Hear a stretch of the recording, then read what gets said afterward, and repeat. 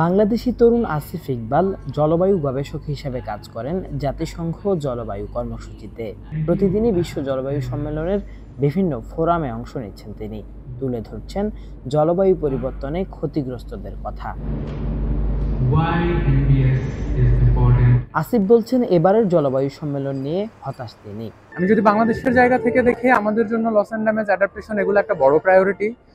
Global goal on অ্যাডাপ্টেশনে এখন যে অবস্থা আছে সেটা আমাদের জন্য খুব একটা সন্তোষজনক নয়। এখানে AR7 IPCCর যে অ্যাসেসমেন্ট রিপোর্ট 7 টার্গেট করার কথা বলা হচ্ছে, যেটা আসলে আরও 3-4 বছরের টার্গেট। সো এটা মোটেই আমাদের জন্য সুখকর কিছু না, কারণ অ্যাডাপ্টেশন আমাদের একটা বড় প্রায়োরিটি।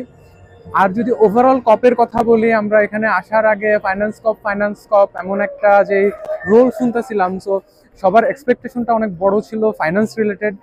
এটার এখন পর্যন্ত কোনো রকম কোনো ভিজিবল অগ্রগতি দেখা যাচ্ছে না। আজারবাইজানের বাকুতে চলমান 29তম বিশ্ব জলবায়ু সম্মেলনে বাংলাদেশ থেকে অংশ নিয়েছেন অন্তত 20 জন তরুণ।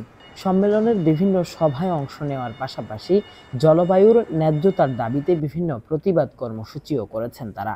কিন্তু সম্মেলনের শেষ প্রান্তে এসে হতাশার কথা বলছেন এই তরুণরা। সম্মেলনে বাংলাদেশ থেকে অনেক তরুণ কিন্তু এই সম্মেলনে যোগ দিয়েছে এবং তারা একদিক থেকে প্রেসার গ্রুপ হিসেবে কাজ করেছে, একদিক থেকে তারা ডেমনস্ট্রেশন করেছে, তারা নেগোসিয়েশনে অংশ নিয়েছে, কেউ আবার শ্যাডো নেগোসিয়েশনে অংশগ্রহণ করেছে।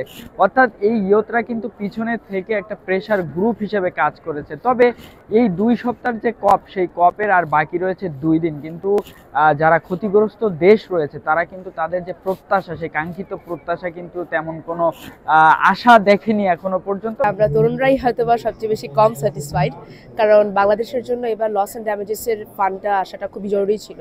যেখানে আমরা ট্রিলিয়ন আস করেছিলাম, সেখানে বিলিয়নের জায়গায় মিলিয়ন দিচ্ছে তারা। যেখানে কপটার দাবি ফাইন্যান্স কপ হওয়ার কথা ছিল। আমার একটা one of my fellow youth colleague, she was saying, Richie, I think everybody knows her. She was saying যে এখানে এই কপটার নামই হওয়ার কথা ছিল ফাইন্যান্স কপ। সেখানে আমরা খুবই স্বল্প পরিমাণের আমাদের ইমপ্রুভমেন্ট দেখতে পেরেছি এবং খুবই স্বল্প পরিমাণে আমাদের আস্কও দেখতে পেরেছি। যদিও আমরা চেষ্টা করব, এখনো শেষ হয়নি, কালকেও একটা দিন বাকি আছে। লাস্টের নেগোসিয়েশনগুলো অনেক বেশি ইন্টেন্স হয় এবং আমরা চেষ্টা করছি দেখার জন্য। এভাবে ফলাফল ছাড়া জলবায়ু সম্মেলন কত বছর চলতে পারে তা নিয়েও প্রশ্ন উঠেছে তরুণদের পক্ষ থেকে। আসলে প্রত্যেক বছর কপ আমাদেরকে যেভাবে হতাশ করছে, তাতে আগামী 10 বছর পরে কপটা চলবে কিনা এটা আসলে সন্দেহের বিষয় হয়ে দাঁড়িয়েছে। এই বছর আমাদের একটা গুরুত্বপূর্ণ লক্ষ্য ছিল ক্লাইমেট ফাইন্যান্সের একটা ডেফিনেশন ঠিক করা। জলবায়ু অর্থায়নের এই সংজ্ঞাটা খুবই জরুরি, কারণ এখন আমরা দেখতে পাচ্ছি ক্লাইমেট ফাইন্যান্স হিসেবে লোনগুলোকে চালিয়ে দেওয়া হচ্ছে, কিন্তু যেই লোনটা আমরা নেওয়ার পর আমাদেরকে আবার ব্যাক দিতে হবে, সেটা কখনোই আমাদের ন্যায্য পাওনা হতে পারে না। আমরা যেটা বলছি যে আমাদেরকে জলবায়ু অর্থায়ন করতে হবে আমাদের ন্যায্যতার ভিত্তিতে, যেটা আমাদের ন্যায্য পাওনা। কারণ হচ্ছে আমাদেরকে তারা ক্ষতিগ্রস্ত করেছে, সেই ক্ষতিপূরণটা তারা আমাদেরকে দিতে হবে। এবারের জলবায়ু সম্মেলনে বিশ্বের 198টি দেশ থেকে অন্তত 80,000 মানুষ অংশ নিয়েছেন, কিন্তু 100-রও বেশি রাষ্ট্রপ্রধান এই সম্মেলনে অংশ নিলেও আসেনি জলবায়ু পরিবর্তনের দায়ী রাষ্ট্রগুলোর শীর্ষ নেতারা। এটি এই সম্মেলনের ব্যর্থতার অন্যতম কারণ বলে মনে করেন জলবায়ু কর্মীরা। No climate justice without human rights. No climate justice without human rights. Defend the defenders. Free them all. Defend the defenders. Free them all.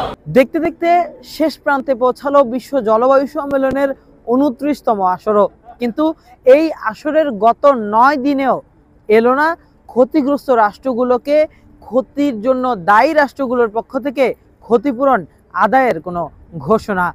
এমন পরিস্থিতিতে এবারের কপ নিয়েও হতাশ বিশ্ববাসী। সবাই বলছেন, এভাবে প্রতি বছর বিশ্ববাসীকে ডেকে এনে কপ আয়োজন করে কোনো সমাধান ছাড়া শেষ করার চেয়ে আয়োজন না করাই উত্তম। Ifat Shakil, Bangla vision, Azerbaijan.